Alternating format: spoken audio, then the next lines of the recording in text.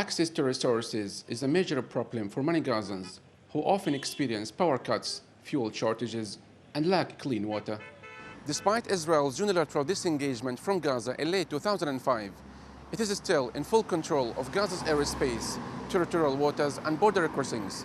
Free access for goods and individuals is the major challenge facing Gazans, whose livelihoods have been badly affected. Since Israel imposed its siege on Gaza in June 2007, the Gaza economy has suffered a serious blow.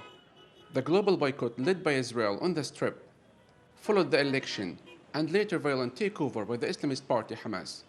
Israel's 2009 military assault devastated the already weak economy and destroyed much of its infrastructure. Israel, which declared the territory as a hostile entity in September 2007, used mathematical formulas to determine the amount of goods and services allowed to enter Gaza, from canned tuna, rice, and beans to gas, wood and other materials. Broomsticks and chamomile have recently been permitted. Toys, music, books, and shampoo with conditioner have been prohibited, and the importation of pasta required the direct intervention of U.S. Secretary of State Hillary Clinton.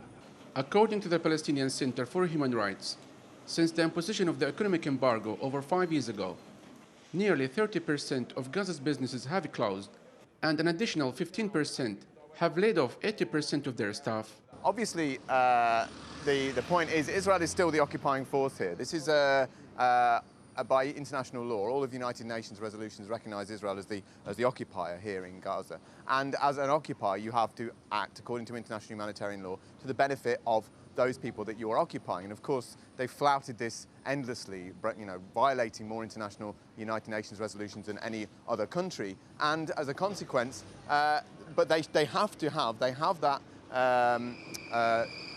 responsibility to supply goods. Now, obviously, these goods are not aid from Israel. This is goods being purchased by other countries, by the European Union, by the United Nations to deliver into Gaza, and they have been depriving illegally up to 4/5 of the necessary goods that were coming through, according to all the major human rights organisations. At the time of writing, Kogat, the Israeli army body in charge of the occupation, failed to provide a response or comment to the real news about why Israel limits exports of Gaza's goods and why some restrictions on imports to Gaza are still in place. The United Nations Relief and Works Agency for Palestinian Refugees, UNRWA, says about 2/3 of Gaza's 1.7 million people rely on its humanitarian aid assistance.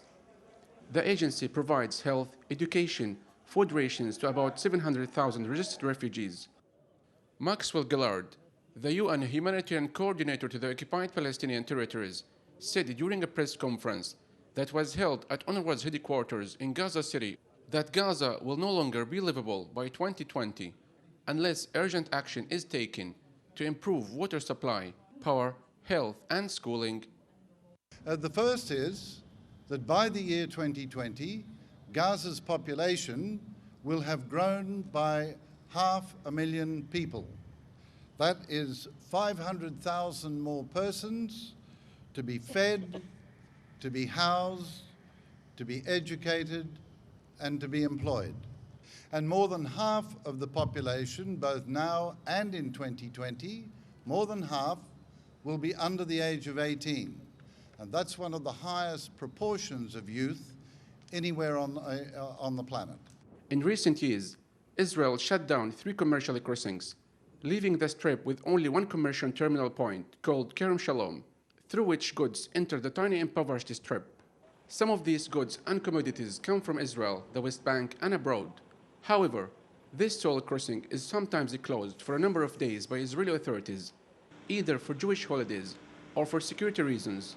This, according to experts, is destructive because it affects the needs of the population and the progress of international funded projects. According to a report that was issued in 2010 by Gisha, an Israeli human rights group said the Israeli government has admitted that the blockade of Gaza is not a security measure, but actually an act of economic warfare against Hamas-ruled Gaza. Gisha said the Israeli military allowed just 97 different items to enter the Gaza Strip before June 2010, as compared to the over 4,000 items that entered before June 2007. Economists say that more than 1,000 items have been allowed into Gaza, after Israel announced the easing of the blockade in June 2010, following the flotilla incident on the 31st of May the same year, in which 9 Turkish human rights activists killed by Israeli Navy commandos in international waters.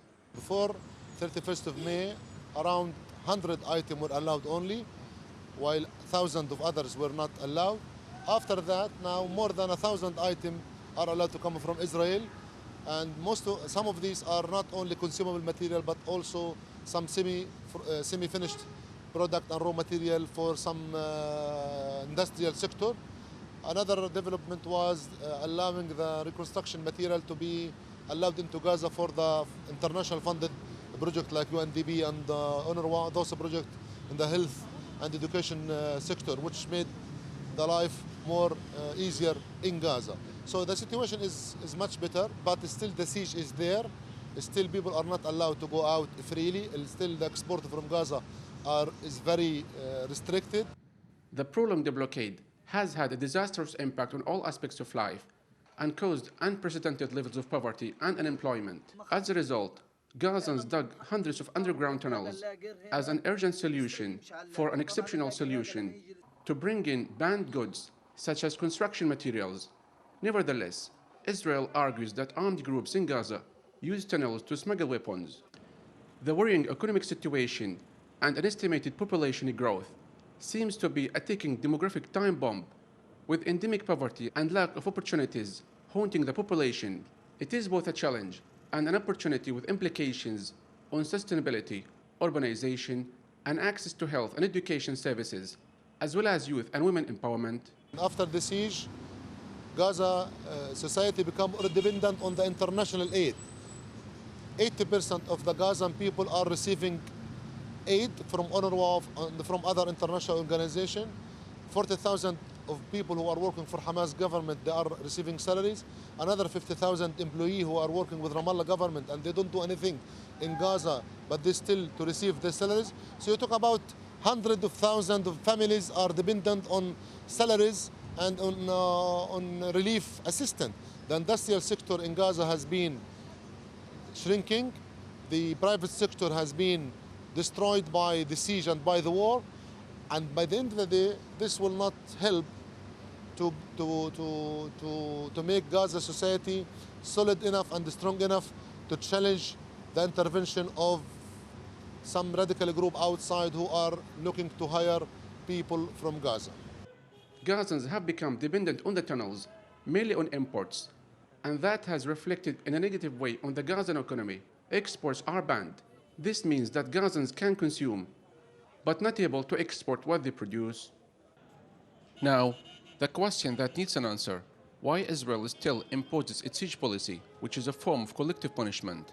As some say, the prolonged land and sea blockade failed to achieve its goals, while others say the hidden reason is to push Gaza toward Egypt. As people here struggle to make ends meet, the blockade's impact on the economy in the seaside territory has been devastating. However, as the cycle of life goes on, people here who for long endured economic restrictions try to have a normal life, hoping to see light at the end of the dark tunnel. Yousef Alhelou, reporting for the Real News, Gaza.